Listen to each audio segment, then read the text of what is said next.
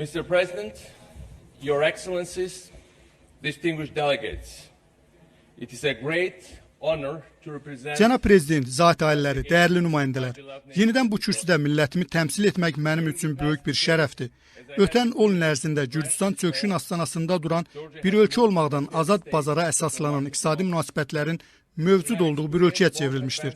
Bu dövr ərzində biz bir sıra irəliləşlər və uğurlara nail olmaqla yanaşı, müəyyən geriləmə və uğursuzluqlarla da qarşılaşmışıq. Lakin bütün dünya Gürcü xalqının güclü azadlıq əzminin bir daha şahid olmuşdur. Bugün burada mən sizdən bir daha siyasi, sosial və dini müxtəliflikləri azad bir həyat üçün ortaq sevgiyə dönüşdürən bir xalqın səsinə səs verməyinizi xahiş edirəm. Hansı ki bu səs qarşılaşmış olduğumuz bütün problemlər və malik olduğumuz bütün çətinliklərə baxmayaraq ümidlə doludur. Və bugünün dünyasına baxdığımızda bu ümid işığından daha çox ehtiyacımız olan başqa bir şey görə bilmirəm. Liberal və demokratik dəyərlərin yayıldığı, tarixin sonunun elan edildiyi və BMT-nin dünyada sülhün təminatçısı rolunu üstələməyə çalışdığı mənim burada, New Yorkda tələbə olduğum və BMT-də təcrübə keçdiyim 90-cı illərin əvvəllərində mövcud olan optimizm, indi pessimizm və egoizm axınına qarşı məğlub olub. As an Internet United Nations, which was full of optimism, and then it has been crushed by a wave of pessimism and cynicism. The world is not at peace. Humankind has not reconciled with itself, and the UN did not become the soul of the heart or the heart of the united globe. Western civilization, once triumphant, is now trying to tackle a deep economic, social... Bugün biz dünyada sülhün mövcudluğu barədə danışa bilmərik. Bəşəriyyət hələ də öz-özü ilə barışmayıb və BMT nə dünya birliyinin mərkəzi, nə də sülhün təminatçısıdır. Bir vaxtlar önündə gedən qərb sivilizasiyası indi dərin iqtisadi, sosial və mənəvi böhranlarla üzdədir. Şərqi Avropada rəngli inqilablar bir neçə il əvvəl qalib gəldikləri qüvvələrlə mübarizə aparmaqdadılar. Bir vaxtlar Orta Şərqdə Qahirə və Tunisin ürəkyaçan izdihamının görkəmli mənzərələri indi Dəməşqli uşaqların qazla boğulduğunu əks etdirən dəhşətli görüntülərlə vəzlənib. Təəssüflənmək üçün kifayət qədər səbəblərimiz var.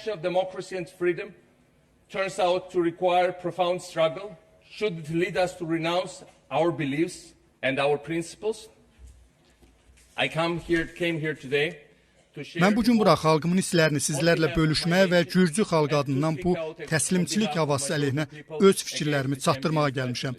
Mən bura şübhə və tərəddüd edənlərə və təslim olmaq istəyənlərə müraciət etmək üçün gəlmişəm. Əgər qərb dəbdən düşübsə, nəyə görə milyonlarla Polyak, Çex, Estoniyalı, Rumun və digərləri NATO-ya daxil olduqları günü təntənə ilə qeyd edirlər?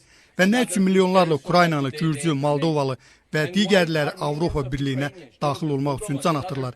Əgər azadlıq artıq dəbdən düşübsə, onda Tunisin ucqar bir kəndində yaşayan sadə bir vətəndaşın intiharının dünyanın xəritəsini dəyişməsini necə izah edə bilərik?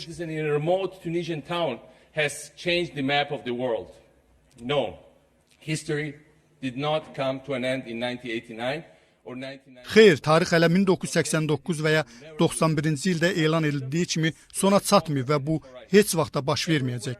Amma azadlıq hələ də onun əsası və son nöqtəsidir. Hər yerdə azad yaşamaq istəyən kişilər və qadınlar despot qüvvələrlə mübarizə aparmaq məcburiyyətindədirlər. Cavab verməli olduğumuz əsl sual budur. Biz bu mübarizənin iştirakçıları yoxsa tamaşaçıları olmaq istəyirik. Hörmətli iştirakçılar, dediyim kimi azad və demokratik xalqların Avropa ailəsinə qoşulmaq istəyən Şərqi Avropa ölkələri davamlı təzyiqlər və təhdidlərə məruz qalırlar. Ermənistan sıxışdırılaraq nə öz xalqının, nə də bölgənin maraqlarına cavab verməyən gömrük ittifaqına qoşulmağa məcbur edilmişdi. Moldova blokada şəraitindədir. Ukrayna güclü hücumlara məruz qalır. Azərbaycan son dərəcədə ciddi təzyiqlərlə üzləşməkdədir və Gürcüstan işğal altındadır. Nə üçün? Ona görə ki, köhnə imperiya öz keçmiş sərhədlərini yenidən bərpa etmək istəyir. Əslində sərhədlərinin ifadəsi də düzgün ifadə deyil, çünki bu imperiyanın adına nə deyirsiz deyin. Rusiya imperiyası, Sovet İttifaqı, Rusiya Federasiyası və ya Avrasiya İttifaqı heç vaxt sərhədləri olmayıb. Onun yalnız hüdudları mövcud olub. Unlike most Russians, Most nations, the Russian Federation has no interest in having stable. Bir çox ölkələrdən fərqli olaraq Rusiya Federasiyası ətrafında stabil dövlətlərin mövcud olmasında qətiyyən maraqlı deyil. Qonşuluğundakı ölkələrin davamlı problemlər içində olması Kremlin əsas məqsədlərindəndir. Onlar Gürcüstanda, Moldovada, Ukraynada, hətta onların maraqlarına uyğun gəlsə belə güclü hökumətlərin olmasını istəmir. Siz həqiqətən də elə fikirləşirsiniz ki, Vladimir Putin Ermənistanın Azərbaycan üzərində bir dəfəlik qələbə qazanmasını istəyir? Xeyr, bu Ermənistanın çox daha güclü və müstəqil olması anlamına gəlir. Və ya əksinə elə fikirləşirsiniz ki, Moskva Bakının İrəvanı üstələməsində maraqlıdır? Əlbəttə ki, yox. Müasir və demokratik inkişafda olan Azərbaycanın hazırki yüksəlişi Rus hakimiyyət dairələri üçün qorxulu bir yuxudur. Xeyr, onlar heç kimin üstün gəlməsini istəmir və əslində bu konfliktin davam etməsi onların istəklərinə tam cavab verir. Çünki bu, hər iki ölkəni asıl vəziyyətdə saxlayır və onların vahid Avropa məkanına inteqrasiyasının qarşısını alır.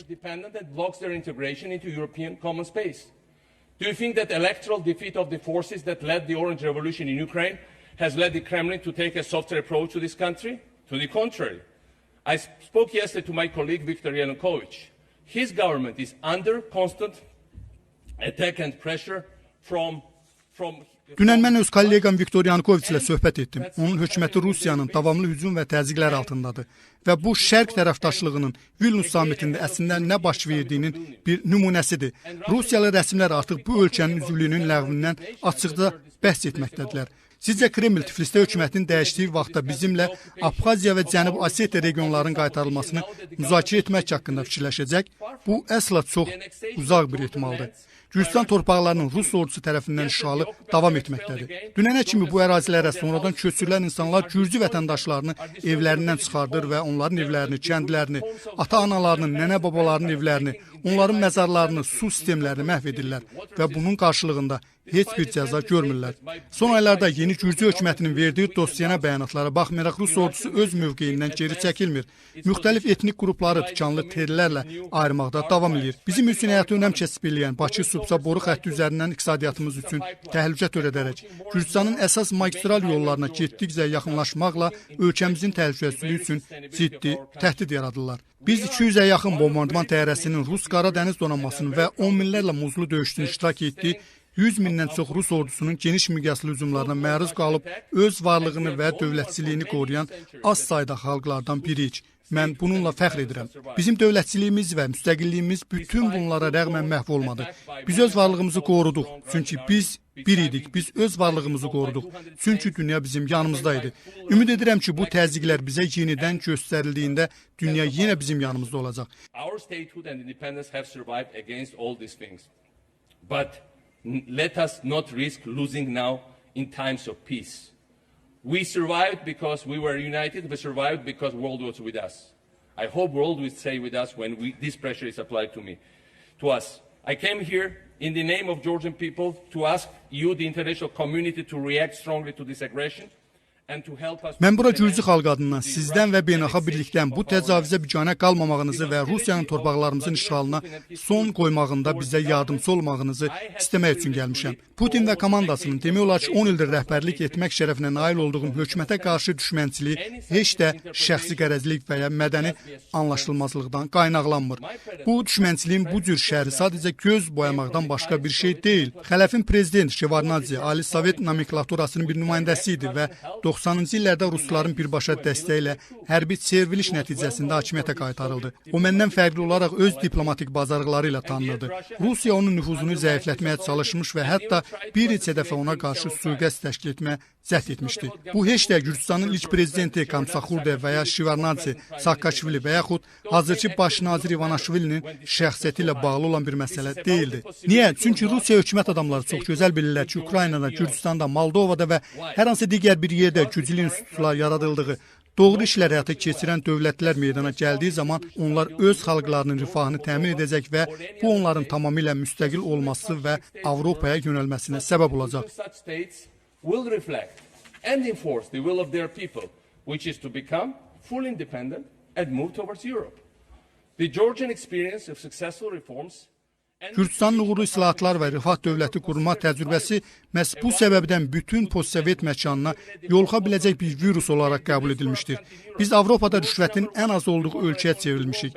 Dünya Bankının statistikasına görə bir nömrəli islahatçı dövlətik. Biznes üçün ən əlverişli yerlərdən biri sayılırıq və bir vaxtlar Avropada ən kriminal ölkə olmaqdan cinayətkarlığın ən aşağı səviyyədə olduğu ölkəyə çevrilmişik. Buna görə də biz mümkün olan hər cür vasitə ilə yox edilməli olan bir virus idik. Məhz buna görə Gürcü xalqı 2006-cı ildən bəri müharibələrdən, blokadalardan və işğaldan əziyyət çəkir. Amma yenə də məhz buna görə Gürcü xalqının müqaviməti və Gürcüstanda demokratiyanın bərpası bütün bölgə üçün çox böyük önəm daşıyır. Dəyərli həmkarlar, Avropa Birliyinin və NATO'nun bölgəmizə qazandırdığı və xalqımızın rifahının yaxşılaşmasına xidmət edən uğurları heçə endirmək cəhdləri indi heç olmadığı qədər kəskin xarakter almışdır. Bütün bunlar Avrasiya İttifaqı adı altında gizlədilməyə çalışılır. Freedom, values and democracy. This is list of the things he can do to the world. Being, dictatorial leader of one of the last empires left. But this new project is much more dangerous than his lectures. The Eurasian Union has been shaped as an alternative.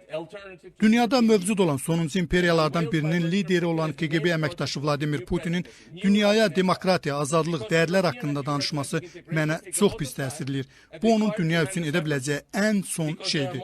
Amma həyata keçirmək istədikləri bu yeni layihə onun demokratiya haqqında mühazirlərindən çox daha təhlükəlidir. Avrasiya İttifaqı, Avropa İttifaqının bir alternativi kimi nəzərdə tutulur və Putinin yeni prezidentlik dövrünün əsas layihəsi yeni Rusiya imperiyası kimi təqdim olunub. Avropa və Avro-Atlantik inteqrasiya çoxlu vaxt və ciddi səylər tələb etdiyindən, bəzən bunun bir xəyal olduğunu düşündüyümüzdən, təhlükələr daha da ciddiləşdiyindən, təzyiqlər daha da açıq xarakter almağa başladığından, verilən sözlər qeyri-real göründüyündən bölgəmizdə bəzi insanlar bundan yorulduğundan özlərindən soruşurlar. Niyə yox? Bugün mən də məhz bunu dəqiqləşdirmək fikrindəyəm. Niyə yox? İnsanlar qorxu və cinayət dolu bir dünyada yaşamaq istəyib, istəmədiklərinə qərar verməlidirlər. Digər tərəfdən isə bizim yenidən dirçələn ənənələrimiz bizi Avropa adlı başqa bir dünyaya doğru aparır. Avropa cəmiyyətləri qüsursuz deyil və müəyyən qorxulara, şübhələrə, qəzəbə və hətta nifrətə səbəb ola bilər. Amma burada qohumbazlıq deyil, ədalət hakimdir. Tolerantlıq ictimai həyata əsasdır. İndiki rəqiblər gələcəyin nazirləridir. Məhbuslar və ya məğlub edilməli olan düşmənlər deyil. Şərqi Avropa xalqları üçün seçim çox sadədir.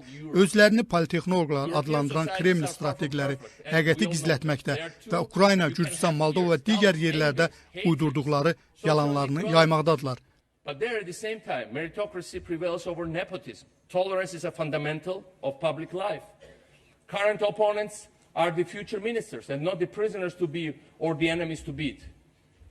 The choice when it is put like that is so obvious for the people of our region that some Kremlin strategists, they call themselves politechnologists, have decided to cancel the truth and have shaped lies that they are spreading throughout Ukraine, Georgia, Moldova and many Onlar Avropa Birliyinə daxil olmağı, ailəvi dəyərlərin məhvi, milli adət-ənənələrin dağılması və cinsi azıqların artması, ənənəvi dinlərin məhv edilməsi kimi qələmə verirlər. Qəribədir ki, son illərdə və hətta son aylarda ilk dəfə Moskvada səsləndirilən belə bir fikri Tiflisdə, Kiyevdə və ya Çinyovda eşidirik ki, bizim adət-ənənələrimiz Qərbin təsiri ilə məhv olacaq. Xristiyan bayramları gey toyları ilə, kilsələr Disneylandlərlə əvəz olunacaq. Onu da eşidirik ki, bizim ortodoks kimliyimiz təhlükə altındadır. Biz bu qədər müsadəlöv insanlarıq ki, Putin və digərlərinin öz suverenliyimizə qəsd olmamıza izin verəcəyimiz haqqında uydurduqları yalanlara inanaq. Biz əcdadlarımıza qarşı bu qədər mədalətsizdik ki, onların xatirələrinin məscidlərə edilən hücumlar və talanlarla zədələnməsinə izin verə bilərik. Rus imperialistlərinin oxuduğu ortodoks qardaşlığı haqqında saxta musiqilərə qulaq asanda həyatına qəsd edən patriarx Kirillonun və Cenevra konfransında ölkəsinin işğalı əleyhinə çıxış etdiyinə görə günlərlə və həftələrlə əziyyətlərə məruz qalan və onu sorğu-sual edənlərə mənim bədənimi, cəsədimi əldə edə bilərsiniz, amma ruhumu əsla ala bilməzsiniz deyən patriarx Ambrosi Kelyanın səsini eşidə bilmirikmi? Can't we hear the true voices of Patriarch Kirill, who was assassinated, or the eternal voice of the Patriarch Ambrosi Helaya, who was tortured during days and weeks, only because he appealed to the Geneva Conference against the invasion of his country. And he told his Russian interrogators, you can have my body, my flesh, but you will never have my soul. Are we so deaf as not to hear the voices of the killed bishops and priests tortured by Biz Rus imperialistləri və kommunistləri tərəfindən işgəncə görən yepiskop və keşişlərin səsini eşitməyəcək qədər karıqmı? Kilsələrimizi yenidən şəkilləndirən və müqəddəs freskalarımızı silənlərin kim olduğunu xatırlamayacaq qədər savadsızlıqmı? İşğal altında olan ərazilərimizdəki kilsələrimizi məhv edənlərlə bu gün kilsələrimizi məhv edənlərin eyni adamlar olduqlarını görə bilmirikmi? Biz tariximizi yaxşı bilməliyik. Çünki tariximiz bizə tolerantlığın bölgədə suverenliyin əsas şərti olduğunu öyrədir. Bu təkcə mənəvi bir borc deyil, həm də bir milli təhlükəsizlik məsələsidir. Tariximizi bilməliyik. Ona görə ki, 2 əsr qabaq tətbiq edilən imperializmin parçala hökmsüz siyasətinin bu gün də həyata keçirildiyini dərk edə bilək. Bölgəmizə nəzər saldıqda, Qafqaz tarixi ilə bağlı məlumatları olanlar birbaşa Çar administrasiyası tərəfindən yaradılan 1905-ci il erməni-azərbaycanlı qarşıdurmasını xatırlamaqda və onu 1980-ci illərin sonunda başlayan Qarabağ münaqişəsi ilə müqayisə etməkdə çətinlik çəkməməlidirlər. Hər iki münaqişə boyu Rus ordusu iki tərəfə yardım etməkdə qarşıdurmanı daha da qızışdırırdı.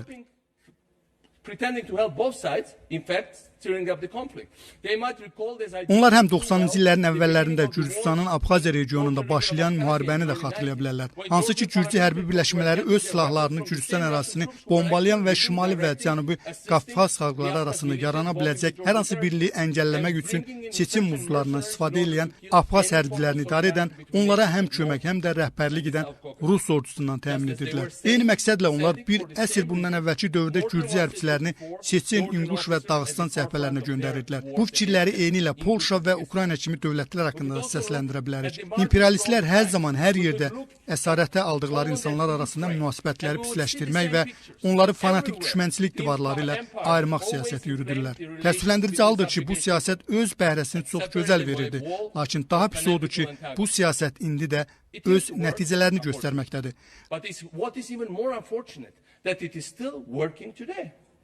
Ladies and gentlemen, distinguished delegates, the European Union, the greatest political success of recent decades, has been built on 3 pillars, which also could be characterized as 3 rejections.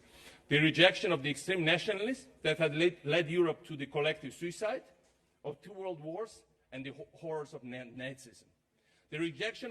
Xanımlar və cənablar, dəyərli iştirakçılar, son dövrlərin ən böyük siyasi uğuru olan Avropa Birliyi həm də 3 təməl imtinada deyə biləcəyimiz 3 ana sütun üzərində qurulub. Avropanı kollektiv intihara aparan 2-ci Dünya müharibəsinə və nasizm təhlükəsinə səbəb olan ekstremal millətçiliyin rəddi, bütün qitədə və dünyada yayılmaq təhlükəsi olan kommunizmin rəddi və nəhayət müstəmləkəçilik və imperializmin rəddi. Burada iştirak edən nümayəndələrin çoxu müstəmləkəçilik və imperializmdən imtinanın nə qədər vaxt aldığını çox yaxşı bilirlər. Tolerantlığa qətiyyən yer olmayan, köhnə KGB əməkdaşının rəhbərlik etdiyi və keçmiş imperiyanı bərpa edən bir ittifaq, Avrasiya İttifaqının əsl məğzi məhz bundan ibarətdir. Əlbəttə, Avrasiya İttifaqına qoşulmaq çox asandır. Burada heç bir sosial, iqtisadi və ya siyasi kriteriyalar yoxdur. Müstəmləkə olmaq heç bir xüsusi səy tələb etmir. Passivlik və adilik, milli qürurun olmaması yeganə tələbdir və təbii ki, bir də qul olmaq istəyi. Halbuki real ittifaqa daxil olmaq üçün çox güclü istək və dəqiq göstəricilərə cavab verməkdən başqa yol yoxdur. Çünki bu prinsiplər ittifaqın təməlini təşkil edən sütunlardır. Şübhəsi olanlara sözüm odur ki, Avropa Birliyi xüsusi səylər tələb edir və öz kriteriyalarını ortaya qoyur. Bu ona görədir ki, o bizi udmaq istəmir. Amma seçim çox sadədir. Demək üçün daha yaxşı səbəblər də var. Rusların bu layihəsi sadəcə olaraq uğursuzluğa məhkumdur. Biz 21-ci əsrdə yaşayırıq və indi heç bir imperiya öz varlığını qoruya bilməz. Eləcə də Rusiya imperiyası. But there is an even better reason for saying that the choice is obvious. The choice is obvious because the Russian project is doomed to fail. No empire is sustainable. Today, we are living in the 21st century, and certainly not the Russian one, which is the last anachronism of empire's world. If we look back at history, at France and the UK... Tarixə nəzər salsaq, görərik ki, Fransa və Böyük Britaniya öz müstəmləkələrini təkcə bu müstəmləkələr öz azadlıqları üçün vuruşduqlarına görə yox, öz xalqlarının artıq imperiyalarına inamları qalmadığı üçün itiriblər. Eynilə bu proses indi Rusiyada baş verməkdədir. İmperiya ideyaları ilk öncə onun sərhəd zonalarında öz təsdiqini tapmadı. Daha önəmlisi isə bu ideya onun tam da mərkəzində rədd olundu. Belə bir imtina özünü təkcə ictimai etirazlarda və ya Rusiyanın əsas şəhərlərindəki seçici narazılıqlarında yox, həm də Rus elitasının Putinin Avrasiya ideyalarına bəslədikləri şübhələrində bir üzə verir. Çox yaxın vaxtlarda imperiya xəyalları sona çatacaq. Avrasiya İttifaqı uğursuzluğa məhkum olacaq və Rusiya real sərhədlərə malik olan real bir dövlətə çevriləcək. Daha sonra bu ölkə sabitliyə malik qonşu ölkələrlə stabil əlaqələr qurmağa çalışacaq.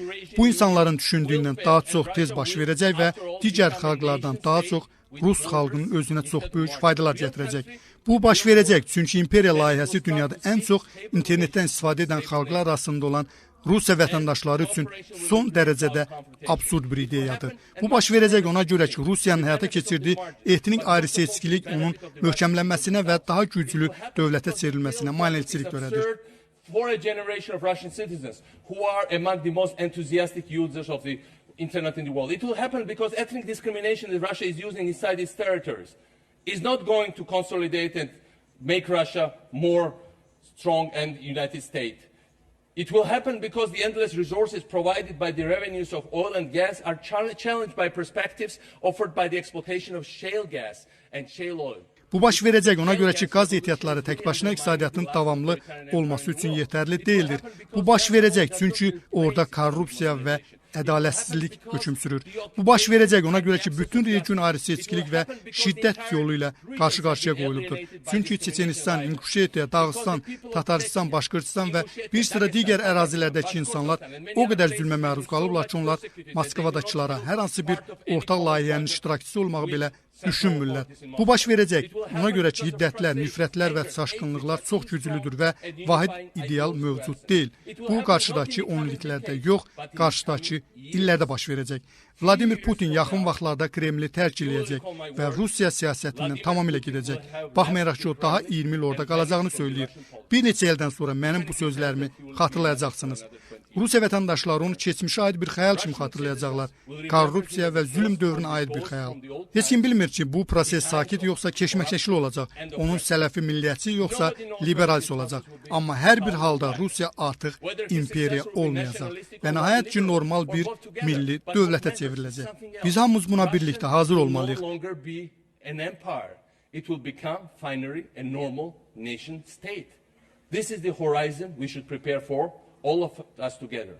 Meanwhile, as our region will remain an area of confrontation, the formerly captive nations should unite their strength instead of cultivating their divisions. Some leaders, some countries in the past had understood that. Freedom of one was depending on the freedom for all other subjugate nations. Like the Poland of many centuries, when they were dreaming about uniting all the persecuted people, or of Marshal Pilsudski, that was inviting all the oppressed people and their officers to unite under the flag of Polish independence and Polish military forces. But never had our ancestors benefited from a vast and powerful enough force. Bu arada regionumuz qarşıdurmalarla dolu olduğu üçün əvvəl əsarətdə olan xalqlar yeni münaqişələr yaratmaq əvəzinə güclərini birləşdirmək haqqında fikirləşməlidirlər. Şərq tərəfdaşlığını qurmaqla Avropa Birliyi Gürcüstanın 2008-ci il işğalına cavab olaraq bizim xalqımıza öz himayəsi altında əməkdaşlıq təklif etmişdir. Biz ortaq layihələr qurmalı, ən önəmlisi isə birlikdə həyata keçirəcəyimiz önəmli islahatlar haqqında fikirləşməliyik. Çünki bu islahatlar bizim hamımız üçün dövlətçilik və müstəqillik mənasını daşıyır.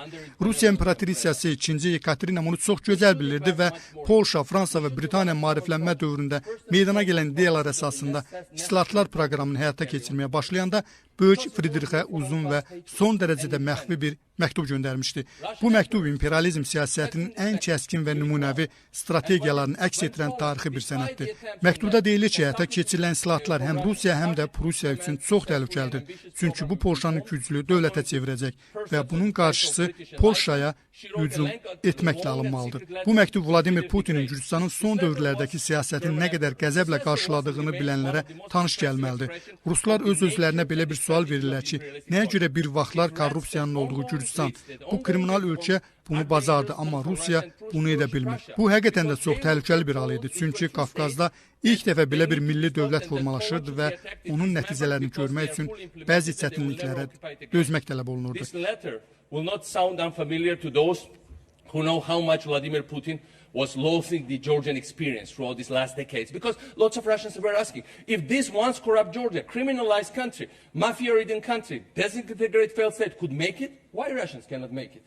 This was ideologically dangerous project. For the first time, an efficient nation state was being built. Xanımlar və cənablar, Ümid Birlik bizim bölünmüş Qafqazla daxil olmaqla Şərqi Avropada əsas məqsədimiz olmalıdır. Mən Abxaziyadakı müharibənin başlanması haqqında artıq danışmışam və Qafqaz tarixi üçün simvolik olan köhnə mənzərələri də xatırlamışam.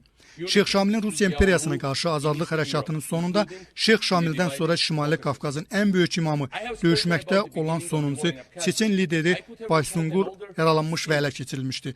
Onu asmağa apararkən Ruslar onun ölümünü izlətmək üçün Dağıstan kişilərini bir yerə toplamışdılar. Ruslar onlardan birinin Baysungurun ayaqları altındakı stulu çəkməsini istədilər. Bununla onlar yerli qarşıdurmalar yaratmaq və mövcud münaqişələri alovlandırmağa çalışırlar. Amma bunu görən Baysungur bütün dinlərə, eləcə də İslamda qadağan olunmuş bir hərəkət etdi. İntihar etmək üçün stulu özü çəkdi və bununla qonşular arasında münasibətlərin pozulmasının qarşısını almağa çalışdı. Amma gəlin görək onun bu fədakarlığı Qafqaz xalqları tərəfindən nə dərəcədə öz qarşılığını görür. Bu əvvəl-axır nəticələnməlidir. Məhz buna görə mən öz prezidentliyim dövründə Şimali və Cənubi Qafqaz xalqları arasında qarşılıqlı əlaqələrin möhkəmləndirilməsi üçün təhsil və tələbə mübadiləsi üzrə bir neçə layihə həyata keçirməyə çalışmışam. Məhz bu səbəbə görə Gürcüstan parlamenti dünya tarixinin ən qaranlıq və faciəvi səhvələrindən biri olan Qırğız soyqırımını tanıdı. Hansı ki, bütün xalqlar yaşadıkları ərazi Rusiya imperiyasına lazım olduğu üçün məhv edilmişdi. It needs to come to an end. And this is why I have launched several projects during my presidency, reinforcing people-to-people contacts between North and South Caucasus. Projects focusing mostly on education and on university exchanges. That's why Georgian parliament has recognized genocide of Cherkezian people, one of the most unknown and tragic. Biz öz kiçik səylərimiz üzərində çalışmalıyıq. Biz imperiyanın dağılmasına hazır olmalıyıq ki, onun qoyduğu nifrət dolu mirasını tezliklə ləğv edək və biz Gürcüstan vətəndaşları olaraq Rus ordusunun işğal olunmuş torpaqlarımızı tərk edəcəyi günə hazırlaşmalıyıq. Elə bir gün ki, Moskva Sıxınvali və Suxumidən geri çəkilməyə qərar verəcək. Biz Osetiyalı və Abxaz vətəndaşlarımızı düşmən kimi yox, öz bacı qardaşlarımız kimi qarşılamağa hazır olmalıyıq. Biz yüz minlərlə, hətta yarım milyondan çox Gürcü və digər etnik qruplara mənsub köçkünlərin öz evlərinə qayıtmasına hazır olmalıyıq.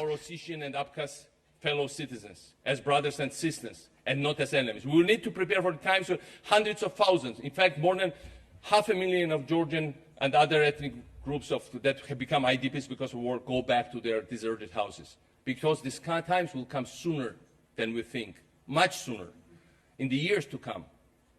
Ladies and gentlemen, as my second term nears its end, I take pride in the many accomplishments that Georgia achieved during my tenure in office.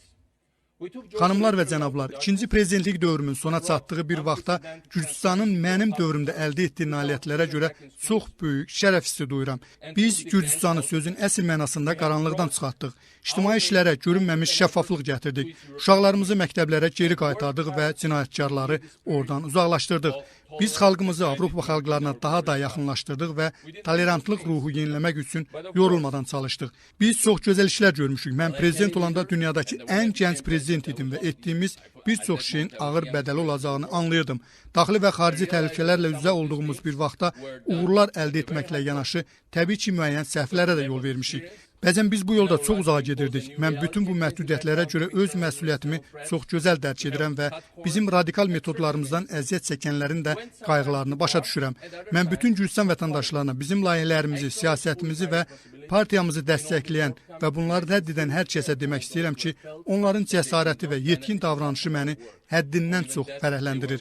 Biz onlara bu layihəmiz haqqında danışanda bunun heç də asan bir proses olacağına söz verməmişdik və biz çox şeyə nail olduq. Buna görə isə mən cəsur və qorxmaz xalqıma borcluyam. Mən bu kürsüdən onlara demək istəyirəm ki, onların etdikləri fədakarlıqlar və göstərdikləri səylər məni çox duyğulandırır. Biz azadlıq və ləyaqət üçün ortaq sevgi ətrafında birləşmiş bir xalqıq və belə də qalmalıyıq. Biz sadəcə özlərindən dəfələr üstün olan Rusiya işğalçıları qarşısında mərdliklə dayanan və müstəqilliyimizi qorumaq üçün bizə dünya ilə birlikdə yetəri qədər vaxt qazandıran ordumuzla fəxr edirik. Bu elə bir müstəqillikdir ki, bütün 20-ci əsr boyu bizdən çox daha böyük və güclü olan bir çox Avropa xalqları onu qoruya bilməmişdilər. Biz öz tarixi kimliyimizə möhkəm şəkildə bağlıyıq və Avropa ailəsinə qoşulmaq üçün belə də qalmalıyıq. Gürcüstan xalqının azadlığa, regional birliyə, Avropaya inteqrasiyasına gedən yolun sonuna hələ çox var və mən şərəfli xalqın, şərəfli bir vətəndaşı kimi qalan ömrümün hər bir gününü bu yolun uğruna həsr etməyə davam edəcəm. Təşəkkürlər. Together with the world to mobilize and protect and save our independence, something that, with all due respect, many of the nations in Europe couldn't do in 20th century, much bigger and much more powerful than us. We are and we should remain a nation united in our historical identity, to join the European family of democratic nations. The family we should never have been separated from in first place, our family. The path of the Georgian people towards freedom, regional unity, and European integration is far from over, and I will continue to dedicate every day of my life to its success as a proud citizen of a proud nation.